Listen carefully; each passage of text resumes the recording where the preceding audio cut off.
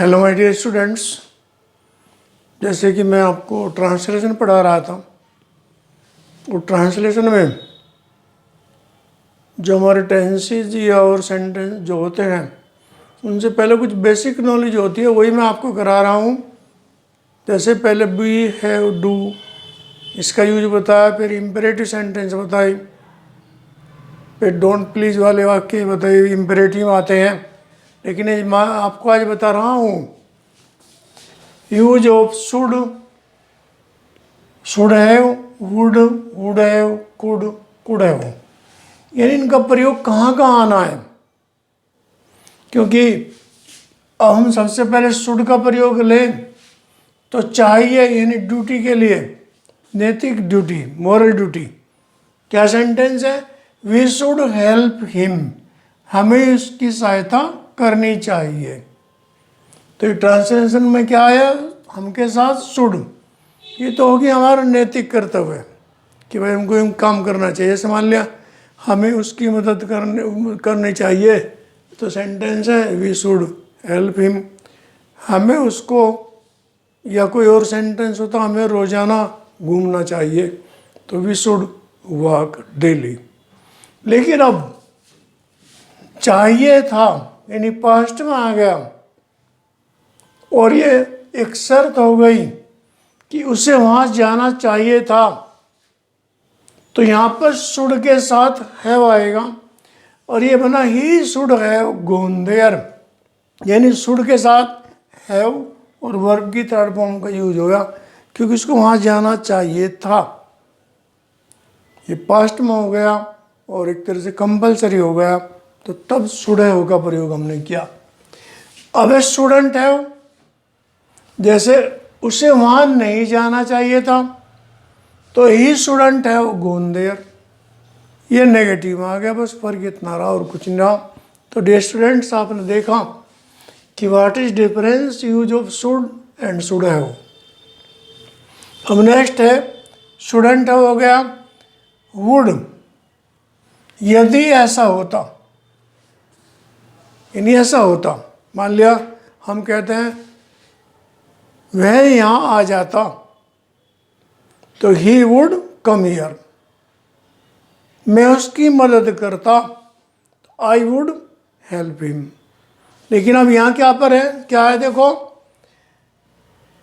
शर्त है एक तरीके से, यदि तुम यहां आ जाते तो मैं तुम्हारी सहायता करता। तो इफ यू हैड कम, यानी तुम आ जाते, तो if you had come I would help you, यानी आ जाते तो ऐसा होता। तो यहां पर क्या आया? हैड, पास्ट में है, यदि तू आ जाते, if you had come I would help you, तो हैड वर्ब की थर्ड फॉर्म का यूज इसमें आएगा ऐसे वाक्य में। तो ये हो गया आपका वुड का प्रयोग। लेकिन यदि कब होगा? यदि ऐसा होता, शर्त लग गई एक तरीके से। अब वुड हैव, अब तक तुमने वुड का करा, वुड हैव में क्या होगा? यहां पर भी इसी तरह का वाक्य रहेगा, लेकिन यहां पर यदि तुम आ जाते तो मैं तुम्हारा स्वागत करता, यानी आए नहीं, स्वागत करता। तो if you had come I would welcome you. अब डियर स्टूडेंट्स, अब नेगेटिव होता है तो वुडंट कर देते, यदि मैं उसको जानता तो मैं उससे शादी न करता। ये क्या है? वो बात है जो हुई नहीं,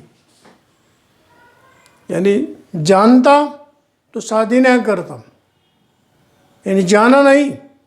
तो यहां पर क्या आ गया?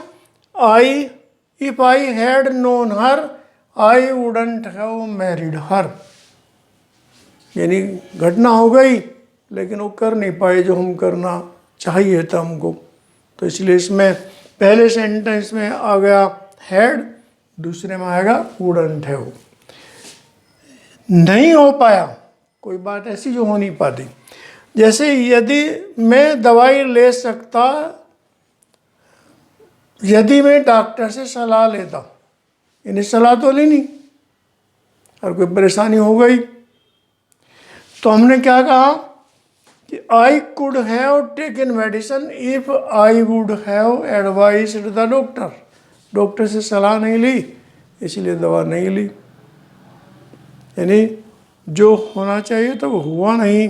तो ऐसे सेंटेंस में यहाँ पर हमने देखा वुड के साथ हैव वर्ब की थर्ड फॉर्म, कुड के साथ हैव वर्ब की थर्ड फॉर्म, दूसरे वाक्य में वुड के साथ हैव वर्ब की थर्ड फॉर्म आ गई। तो डियर स्टूडेंट्स अब आगे बढ़ें। एक सेंटेंस है नहीं हो सकता था, यानी बिल्कुल संभावना नहीं थी, संभावना नहीं थी, लेकिन हमने कोशिश की।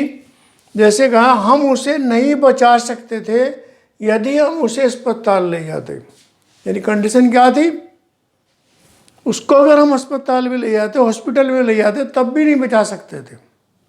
तो क्या करा, we couldn't have saved him if we would carry him to the hospital. यहाँ पर वुड का प्रयोग आया, थर्ड फॉर्म नहीं आई, यानी ऐसा हो जाता तो फिर भी ऐसा ना होता। तो इसलिए ऐसे सेंटेंस में आपने देखा कि वुड, शुड और कुड का प्रयोग हुआ है।